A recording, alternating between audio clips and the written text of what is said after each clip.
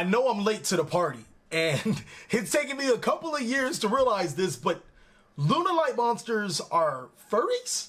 And as puntastic as I am, I'm pretty furious to realize this late that this deck is furries. It's actually a really fun deck. It has so many shutdown combos if it can't OTK you, and possibly can put some of the strongest monsters in the Yu-Gi-Oh card game on the board. Really interesting to see how Lunalights have came from a deck that nobody really played to a deck that everybody should take a look at from the legendary Duelist Sisters of the Rose set. I'm TheCaliEffect, and if you guys want to see more videos like this, they're going to destroy that subscribe button. But more importantly, go ahead and that notification bell because, well, we just too strong. Also want to give a special thanks to every single one of my Patreons. Without you guys, videos like this would not be possible. I also want to give a mad shout out to our newest Patreon, Noah Pelham. Welcome to the top dogs. Make sure you add yourself to that Discord, as well as message me or Jess so we can get you into the top dogs. Without further ado, I present to you a competitive Lunalight deck profile for this format. Okay, so before people start saying that this is a for sure bet to top every single event possible, let's take a look at the stats. I really do feel that Lunalights are a pretty fun deck. They're very powerful. The ability to summon and OTK your opponent or ship make lockdown boards is important, and the deck has had some regional success, but I still think that it's strongest suited for a local level event. Ironically, I wish that I made this particular deck for the live game because this one is a lot more explosive. I actually had to do a lot of research on this just to come up with a really solid build. So without further ado, let's talk about those monsters so we can get you acclimated to the deck. We run 3 copies of Lunalight Kaleido Chick. This is the Armageddon Knight of the deck. The best thing about it is that it can't be Ash Blossom and Joyous Spring because sending from the deck to the graveyard is a cost for this card's effect. It also has 2 other effects that I don't really pay attention to them, but if it's sent to the graveyard by a card effect, you can target one polymerization in your graveyard added to your hand. You obviously can only use that effect once per turn, and if it's banished, your opponent cannot activate cards or effects during that battle phase. So the first effect is the Armageddon Knight effect to change its name to another Lunalight monster. That's pretty good. The second effect, you're not going to use too much. The third effect, not so much, but I guess it's always great to have it there. But more importantly, it's an Armageddon Knight. It sends monsters from your deck to your graveyard, and it basically fuels your combo. Most important card, or one of the most important monsters. The next most important monster is 3 copies of Lunalight Tiger, and what this card does is once per turn you can special summon 1 Lunalight monster in your graveyard to your side of the field. Its monster effect says if this card is on the field to destroy a battle or card effect, you can target 1 Lunalight monster in your graveyard, special summon it, but you can only gain that effect once. The Pendulum effect though, you can gain that effect as many times as possible. As long as you can keep bouncing Lunalight Tiger and activating again, you can always get a special summon to your side of the field. It is insane. These 2 cards actually make some saucy 2-card combos. The deck has 2-card OTKs, which is really fun. Next is 3 copies, my apologies. 2 copies of Lunalight Wolf. This is actually your polymerization in the form of a monster.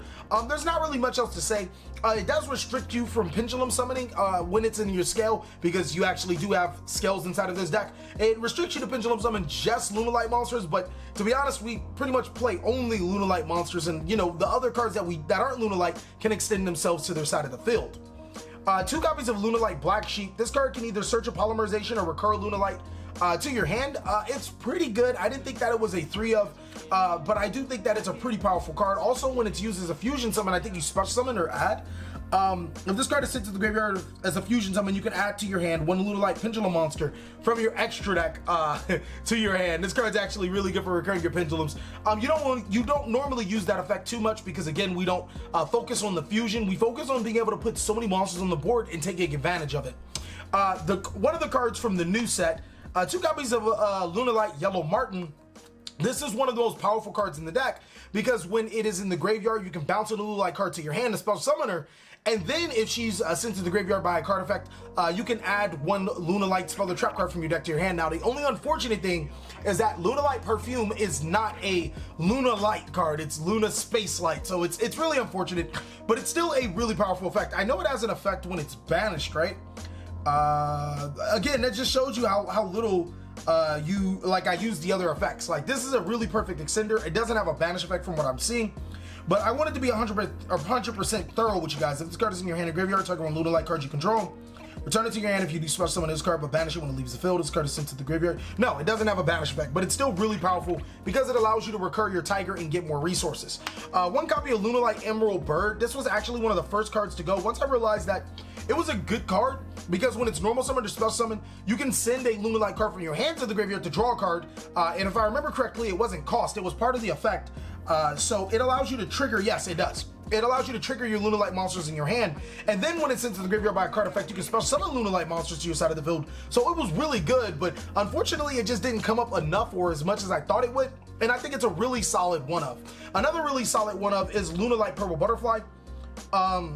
The first effect is complete trash. I mean, I guess it could come up. You can discard it to give a Lunalight monster 1,000 attack. The next effect is that you can banish it to special summon a Lunalight monster from your hand to your side of the field. I thought that these cards were perfect extender monsters, but I didn't think that you needed to play more than one. You probably could play two and get away with it, especially since with the budget options, you're going to need it. This deck is relatively cheap until you get to the dangers. One copy of Blackwing Zephyro the Elite. I've heard quite a few, or I've read up doing research on this deck, that a lot of people don't like Blackwing Zephyro, and that's perfectly fine. They say it's a brick, all this. Blackwing Zephyro is a Lunalight Martin, except it's searchable in a different way. So as many times as I can activate and resolve Martin, which is, I mean, I'm assuming every player wants to activate and resolve Martin multiple times in one turn, you will try to do it. Zephyro provides so many combo pieces to this deck.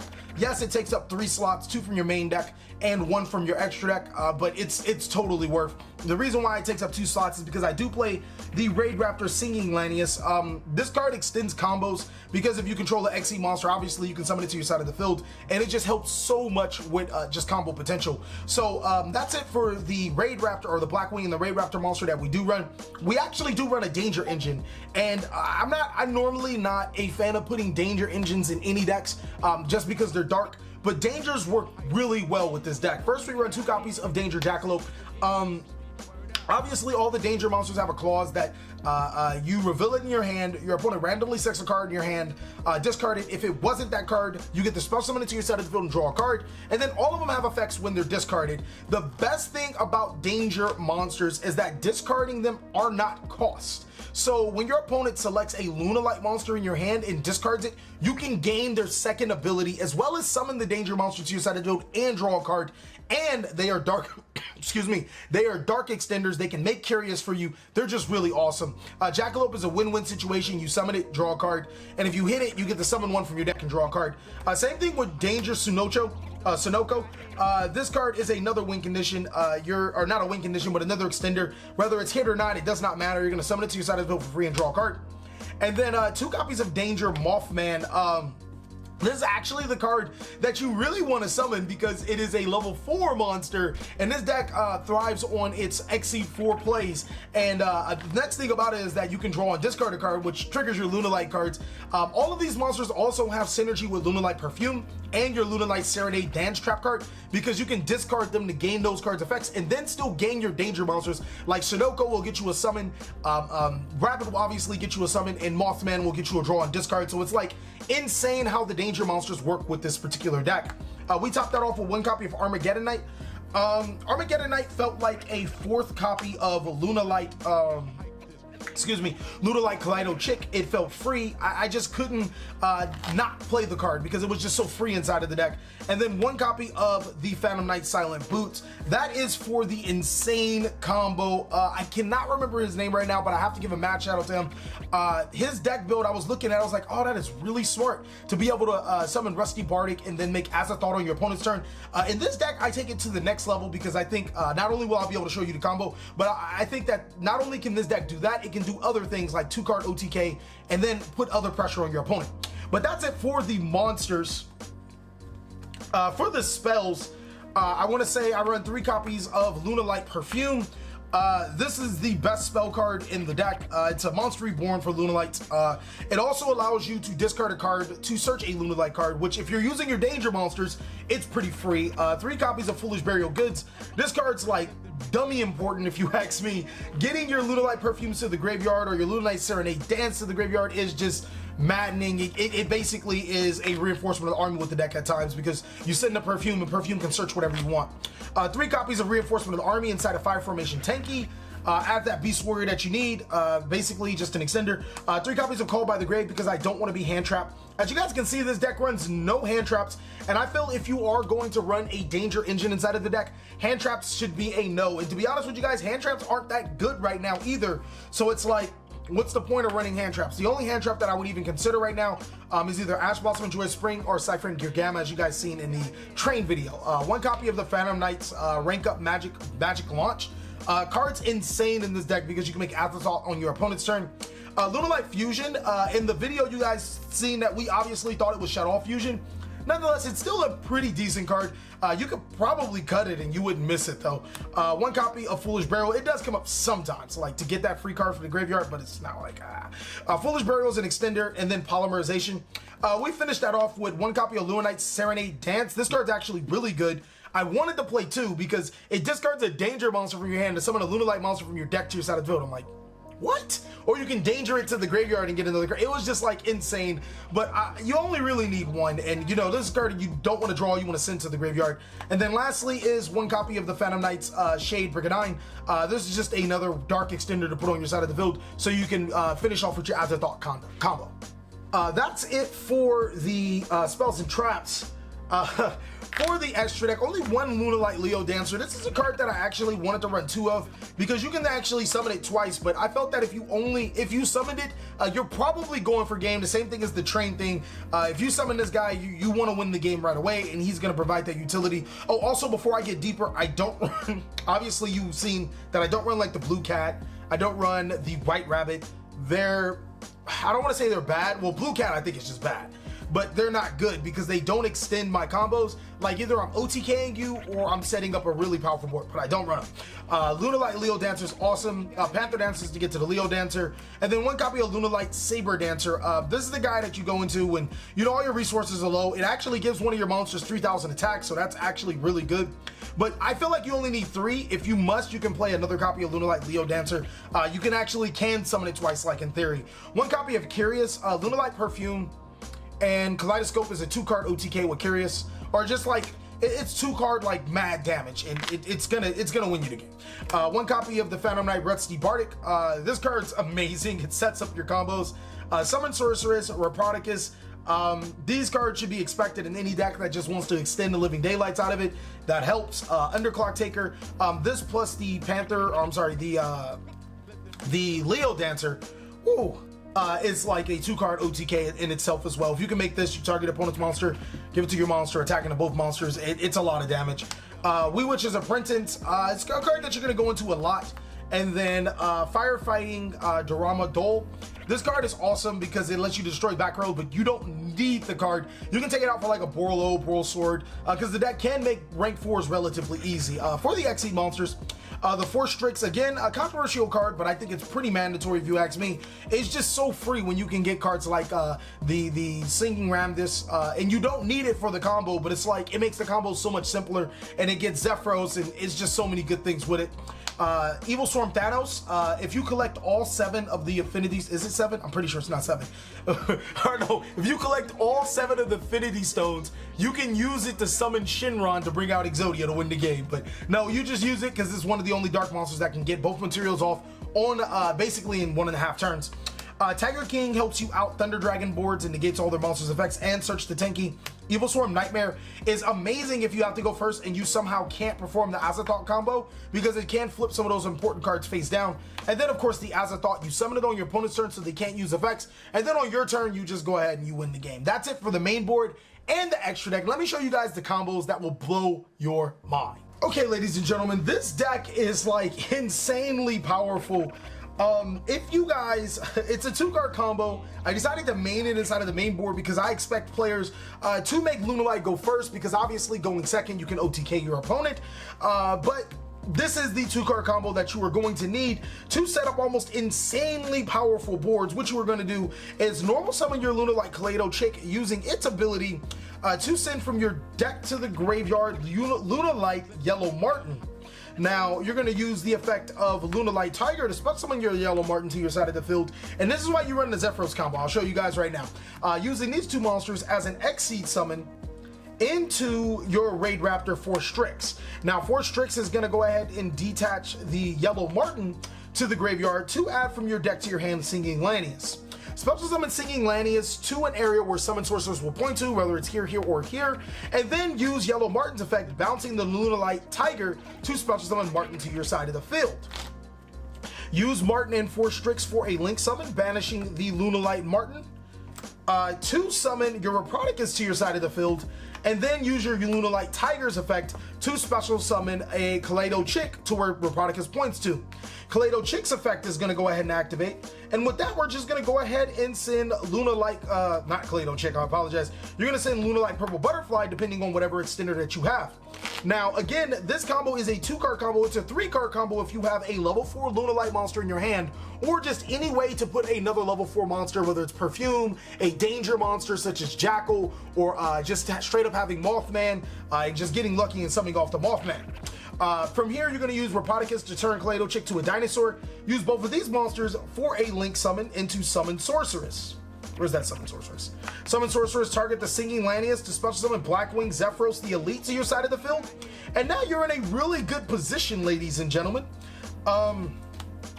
Use the Singing Lanius, the Blackwing Zephyros, and the Summon Sorceress for another link summon right back into your Rusty Bardic using Summon Sorceress as one monster. Blackwing Zephyros, the Elite, will bounce the Lunalight target to special summon itself to the side of the field, and now you guys are starting to see what's going on. Rusty Bardic's effect is going to go ahead and send from the deck to the graveyard the Phantom Knight Silent Boots to set to my side of the field the Phantom Light or Rank Up Magic launch. I'm then going to go ahead and activate my Lunalight Tiger to bring out my Kaleido Chick, and then my Phantom Knight's Silent Boots to banish itself to add from my deck to my hand Rusty or Shade Brigandine.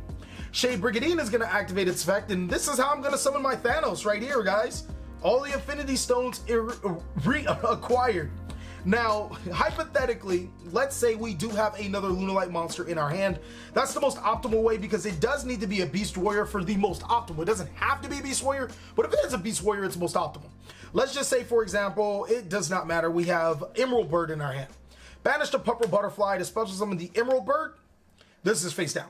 And then the Kaleido Chick plus the Emerald Bird goes into an X-Seed summon into our Brotherhood of the Fire Fist Tiger King.